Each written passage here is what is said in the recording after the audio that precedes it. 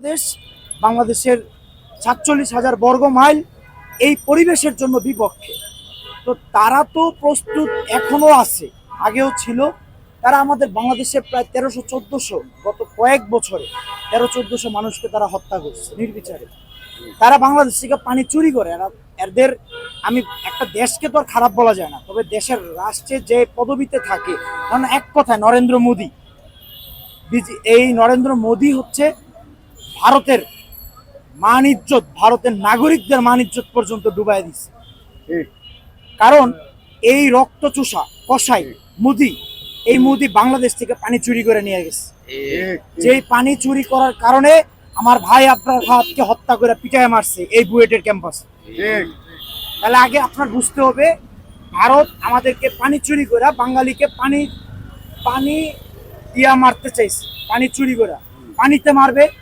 বন্যায় কিছুদিন আগে দেখছেন যে বাংলাদেশের গরু ভাসায় নিয়ে গেছে, মানুষ ভাসায় নিয়ে গেছে, ঘর বাড়ি সম্পদ গোলার ধান সবকিছু ভাসায় নিয়ে গেছে। কে ভাসায় নিয়ে গেছে? ভারতের সিগনালে ভাসায় নিয়ে গেছে। ভারত পানিতে মারবে, খাবারের দিয়ে মারবে। আমাদের শস্য ভান্ডার খালি হইলে ভারতের লাভ কি? ভারতের থেকে আমদানি আমাদের করতে হবে।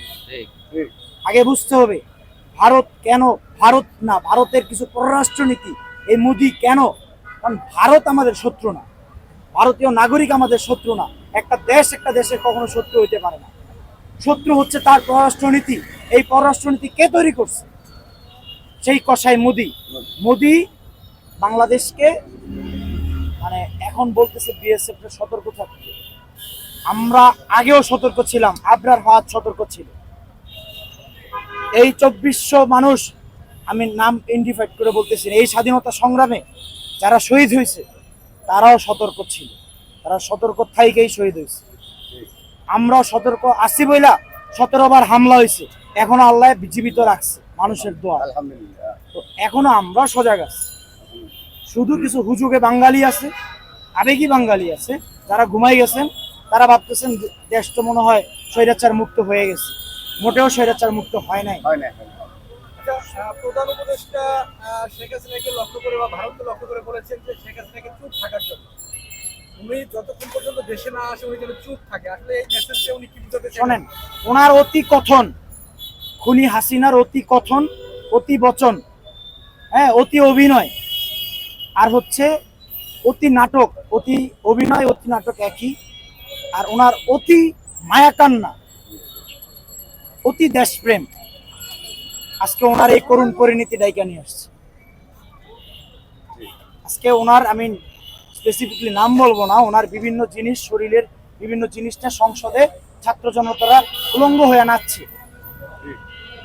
আজকে এই মুজিব, বাংলাদেশে অবশ্যই মুজিবুর রহমানের অবদান ছিল, স্বাধীনতাতে ওনার অবদান ছিল, জিয়াউর রহমানেরও ছিল, এরশাদেরও ছিল, বাংলাদেশের সিনিয়র সিটিজেন যারা মাওলানা ভাসানী, ওনার অবদান ছিল।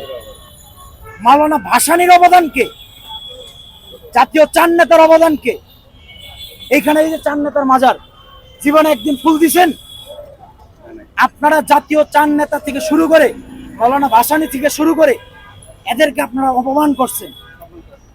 আমি নিজে কোন এক সংগঠনের পক্ষ থেকে গেছিলাম মাওলানা ভাসানীর মাজারে ফুল দিতে, আমাদেরকে পিটায় মারছে, এই ছাত্রলীগ মারছে। বুঝতে হবে আপনি আপনার পিতার সম্মান করতে যাইয়া আপনি কতগুলো জাতীয় নেতারা অসম্মান করছেন। আজকে আপনার পিতারও আপনিও সম্মান করছেন। অতএব আপনারে বলছে চুপ থাকতে ডক্টর ইউনূস স্যার, চুপ না, আপনি যেভাবে থাকেন থাকেন। আপনার অতি কথন, আপনি তো কোন খুনি, আপনি তো আর আগে পিএম না, আপনি খুনি, আপনি সন্ত্রাস। ৪০ বছর পরেও, ৫০ বছর পরেও যদি বঙ্গবন্ধুর খুনিদেরকে বাংলাদেশে আইনা বিচার করা যায়, তাহলে আপনি পৃথিবীর যে রাষ্ট্রে থাকেন, আমি দোয়া করি আপনি বাইচে থাকেন। আপনার বিচারও এই বাংলার মাটিতে ছাত্র জনতা, কোন রাজনৈতিক দল না, আমি বললাম ছাত্র জনতা স্টেডিয়ামে আইনা আপনার বিচার করবে। এই বিচার হবে, কারণ আপনি স্পষ্টত খুনি। আপনি এই হাজার হাজার খুনের নেতৃত্ব আপনি দিচ্ছেন। আরেকটা নাম আমার মাথায় মনে আসছে, এই ওবায়দুল কাদের। হ্যাঁ, সে একজন সন্ত্রাসী কাদের। এই কাদেরিয়া বাহিনী আজকে কালো কাক দেখলে নাকি বলে অশুভর প্রতীক। আপনি মানুষ, কিন্তু আপনি মানুষরূপী জানোয়ার। সেই মানুষরূপী জানোয়ার অতি কথনের কারণে আজকে আমার হাজার হাজার মায়ের বুক খালি হয়েছে। এই সন্ত্রাসী কাদেরকে বাংলার জনগণ একবার দেখতে চায়, আপনার কবিতা আবার শুনতে চায়। আপনি আবার কাউয়া কাউয়া করে, আবার কাকা করে আপনার কবিতা আমরা শুনবো, আপনার কবিতা আবার শুনতে চাই। হাসানুল হক কিনু, এই কাউয়া কাদেরদের দোষর যারা, প্রত্যেকের বিচার এই বাংলার মাটিতে হবে। আমার ছাত্র, আমি একজন সাধারণ ছাত্র, এই যে আমার ID card, Sheikh Borhanuddin post গ্রাজুয়েটের আমি ছাত্র। শুধু এটা না, বাংলাদেশের যতগুলো আন্দোলন এই পর্যন্ত গত 10 বছরে হয়েছে, এই সরকারের যতগুলা অন্যায় অবিচার হয়েছে, প্রত্যেকটার প্রতিবাদে আমরা দাঁড়িয়েছিলাম। আজকে এখনো দাঁড়িয়ে আছি, এই শাহবাগের ময়দানে দাঁড়িয়ে আছি। আল্লাহ যদি বাঁচায়, আমরা যদি মরেও যাই, আমাদের পরে এত এত প্রজন্ম আছে।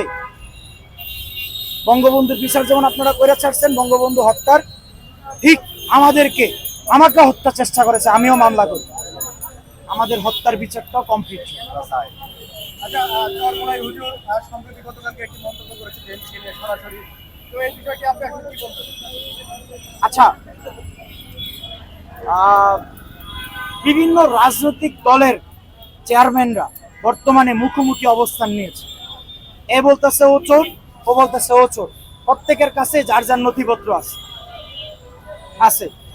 আমি শুধু এটাই বলতে চাই, যে বা যাহারাই পীরে কামেল, বিভিন্ন মাজার শরীফ খুইলা ব্যবসা করছেন বাংলাদেশে। ফুরফুরা দরবার শরীফ হচ্ছে ইন্ডিয়া, আমি বলি, কিন্তু বাংলাদেশের ভিতরে যারা বিভিন্ন দরবার শরীফ খুইলা জনগণের পকেট থেকে কোটি কোটি টাকা, হাজার হাজার কোটি টাকা হাতায় নিছেন, বিভিন্ন যারা হাতায় নিছেন, তাদের ধনভাণ্ডার রাষ্ট্রীয় কোষাগারে যাবে। এই জনগণের টাকা যা নিছেন, সব টাকা, যে দেওয়ানবাগি বন্ধ ছিল না, এরকম দেওয়ানবাগির শীর্ষ বাংলাদেশে আরো হাজারটা বন্ড পীরের মাজার আছে। পীর কিন্তু বন্ধ ছিল না, একজন কামেল মানুষ, উনি কামেল মানুষ ছিল, কিন্তু ওনারে পুঁজি কইরা, যেমন শেখ মুজিবুর রহমান রে পুঁজি কইরা যেমন একটা শ্রেণী মুজিব কোট লাগায় ব্যবসা করছে, ঠিক এখনো আমাদের সময় আসছে না, আমরা ব্যস্ত আছি, বেশি কথা বলার সময় নেই। আমরা ওই পীরের লিস্ট করতেছি, একটা পীরও, ওই পীরের মুরিদরা, সরি পীর না, পীর তো কবরেই আছে, ওই মুরিদদেরকে লিস্ট করা হইতেছে।